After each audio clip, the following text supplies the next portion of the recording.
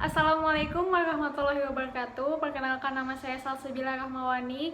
Saya adalah mahasiswi Fakultas Ekonomi dan Bisnis di Universitas Mula Warman.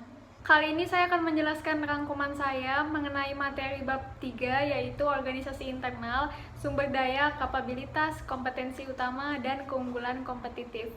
Rangkuman saya sudah saya bikin menggunakan PowerPoint dan akan saya tampilkan. Baik, manajemen strategi, organisasi internal, sumber daya, kapabilitas, kompetensi inti, dan keunggulan kompetitif. Apa sih lingkungan internal itu? Lingkungan internal adalah lingkungan organisasi yang berada di dalam organisasi tersebut dan secara normal memiliki implikasi yang langsung dan khusus terhadap perusahaan atau organisasi tersebut. Selanjutnya ada sumber daya. Sumber daya itu yaitu apa yang dimiliki perusahaan. Sumber daya menunjukkan input untuk proses produksi perusahaan seperti peralatan modal, keterampilan tenaga kerja, merek, hak paten, keuangan, dan manajer berbakat. Selanjutnya ada 3 dasar sumber daya. Yang pertama ada aset terlihat, yang kedua ada aset tak terlihat, dan yang ketiga ada kapabilitas organisasi.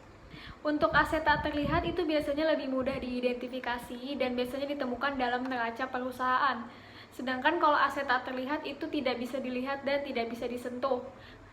Kalau misalkan aset terlihat itu meliputi aset fisik dan finansial. Sedangkan aset tak terlihat itu seringkali sangat penting dalam menciptakan keunggulan kompetitif. Yang ketiga ada contoh aset tak terlihat itu ada fasilitas produksi, bahan mentah, sumber daya keuangan. Kalau aset tak terlihat itu contohnya seperti hak properti intelektual, seperti kayak hak paten, hak merek, hak cipta, hak reputasi perusahaan, dan moral perusahaan. Sedangkan kalau kapabilitas organisasi itu meliputi keterampilan atau kemampuan menggabungkan aset, orang, dan proses. Dan proses ini digunakan untuk mengubah input menjadi output. Selanjutnya ada kapabilitas atau apa yang dilakukan perusahaan.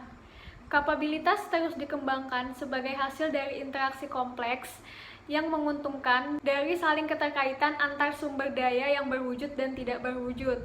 Kapabilitas menjadi penting ketika dikombinasikan dalam kombinasi yang unik untuk menciptakan kompetensi inti yang memiliki nilai strategik dan dapat menghasilkan keunggulan kompetitif. Yang ketiga ada kompetensi inti. Di dalam kompetensi inti itu ada sumber daya dan kapabilitas yang menjadi sumber keunggulan kompetitif bagi perusahaan melebihi para pesaingnya. Jadi kalau misalkan perusahaan itu mau keunggulan kompetitifnya itu naik atau berhasil, dia harus mempunyai sumber daya dan kapabilitas atau kita bisa sebut kompetensi inti. Yang selanjutnya ada 4 kriteria kompetensi inti. Yang pertama ada berharga, yang kedua ada langka, yang ketiga ada sukar ditiru, dan yang keempat ada tidak tergantikan. Selanjutnya strategi dalam keunggulan kompetitif. Ada 3 juga. Yang pertama ada kepemimpinan harga atau cost leadership, yaitu memproduksi barang standar pada biaya per unit yang sangat rendah untuk konsumen yang sensitif terhadap harga. Yang kedua ada diferensiasi, yaitu strategi yang bertujuan memproduksi barang dan jasa yang dianggap unik oleh industri dan ditujukan kepada pelanggan yang relatif tidak sensitif terhadap harga. Yang ketiga ada fokus, yaitu memproduksi barang dan jasa yang dapat memenuhi kebutuhan sekelompok kecil pelanggan. Jadi bisa kita simpulkan, kepemimpinan harga itu adalah untuk pelanggan yang sensitif terhadap harga. Diferensiasi itu untuk konsumen yang tidak sensitif terhadap harga, dan fokus adalah untuk sekelompok kecil pelanggan. Selanjutnya ada keunggulan kompetitif. Keunggulan kompetitif adalah suatu keadaan dalam memperoleh keuntungan rata-rata yang lebih tinggi daripada pesaingnya. Keunggulan bersaing bukan keunggulan yang berlaku untuk 1 tahun saja. Jadi diusahakan keunggulan ini bertahan selama mungkin atau berkelanjutan. Seperti itu.